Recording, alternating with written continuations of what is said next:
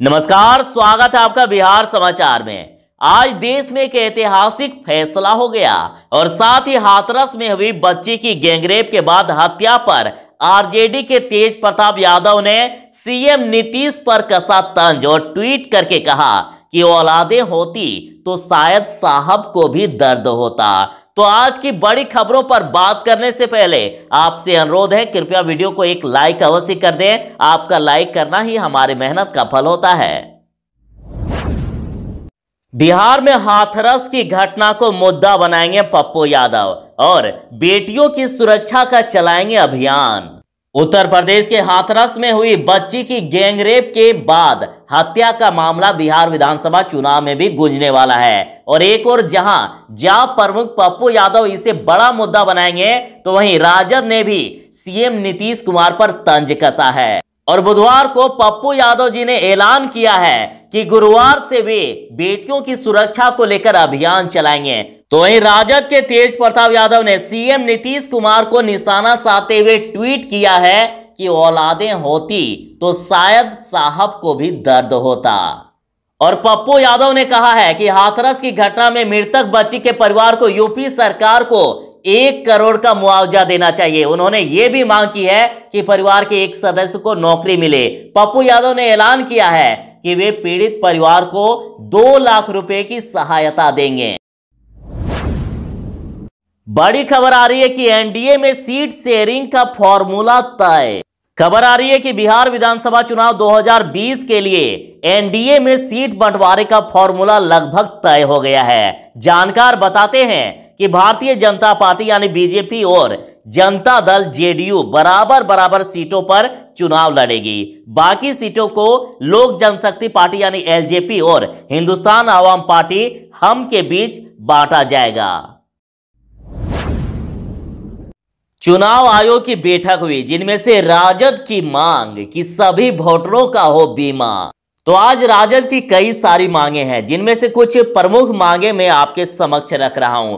तो उन्होंने मांग की है कि सभी मतदाताओं का बीमा कराया जाए।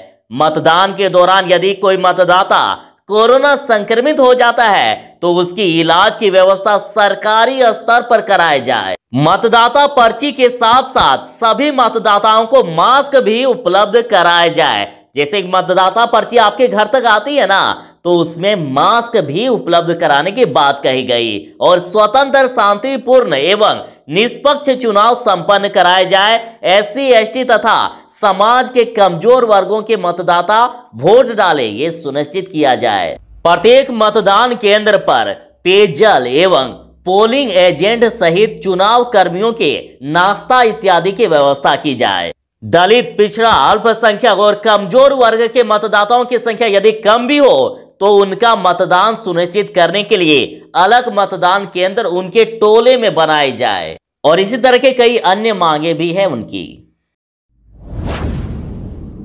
पटना में बिहार सीएम नीतीश कुमार से मिले सुशांत के पिता के सिंह। खबर आ रही है कि दिवंगत बॉलीवुड अभिनेता सुशांत सिंह राजपूत के पिता के सिंह ने बुधवार को बिहार के मुख्यमंत्री नीतीश कुमार से मुलाकात की और पटना में अरने मार्ग पर स्थित सीएम आवास में हुई इस मुलाकात के दौरान सुशांत के पिता के अलावा उनके बहनोई और बहन भी मौजूद रही। बिहार में चुनाव के माहौल के बीच हुई इस मुलाकात को लेकर कई तरह की चर्चाएं चल रही है। हालांकि परिजनों ने इसे महज शिष्टाचार भेंट बताई है। बाबरी विध्वंस केस में सीबीआई कोर्ट के फैसले का सुशील मोदी ने किया स्वागत और कहा, मैं घटना का चश्मदीद। बिहार के उप मुख्यमंत्री सुशील कुमार मोदी जी ने कहा कि इस मामले का मैं चश्मदीद गवाह हूं और वहां जो मंच बना था उसका मैं संचालन कर रहा था। यह कोई पूर्व सुनियोजित षड्यंत्र नहीं था। वहां पर उपस्थित जो भीड़ थी उसने आवेश में आकर पूरी घटना को अंजाम दिया।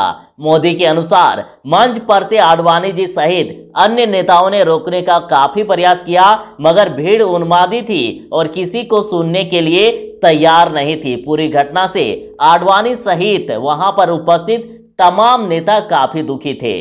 उन्होंने कहा कि कोर्ट ने आज इस पर अपनी मोहर लगा दी है। कोर्ट का फैसला स्वीकार और स्वागत योग्य है। कोर्ट का फैसला कि बाबरी मस्जिद को साजिश के तहत नहीं गिराया गया था, तो 28 साल पुराने बाबरी विध्वंस केस में सीबीआई की स्पेशल कोर्ट ने अंतिम फैसला सुनाते हुए 32 आरोपियों को बरी कर दिया है। सीबीआई कोर्ट के जज सुरेंद्र कुमार यादव ने 2300 पन्ने में इस ऐतिहासिक केस का फैसला लिखा और कोर्ट ने कहा कि बाबरी मस्जिद को साजिश के तहत नहीं गिराया गया था, यह अचानक हुई घटना थी। 6 दिसंबर 1992 को अयोध्या में बाबरी मस्जिद को गिरा दिया गया था और इस घटना में 49 आरोपी थे। हालांकि 28 साल तक चली सुनवाई के दौरान 17 आरोपियों की मौत हो गई है। बाकी बचे 32 आरोपियों को कोर्ट ने बरी कर दिया। बिहार विधानसभा चुनाव के लिए बीजेपी के प्रभारी होंगे देवेंद्र फडणवीस, जेपी नड्डा ने की नियुक्ति। खबर आ रही है कि बीजेपी के राष्ट्रीय महासचिव एवं मुख्यालय प्रभारी अरुण सिंह की तरफ से जारी एक पत्र में कहा गया है कि बीजेपी के राष्ट्रीय अध्यक्ष जेपी नड्डा ने देवेंद्र फडणवीस को आगामी बिहार विधानसभा चुनाव हेतु चुनाव प्रभारी नियुक्त किया है और यह नियुक्ति तत्काल प्रभाव से लागू होगी। बिहार में आफत की बारिश। पूर्णिया से खबर आ रही है कि डूब गए किसानों के 2.25 अरब।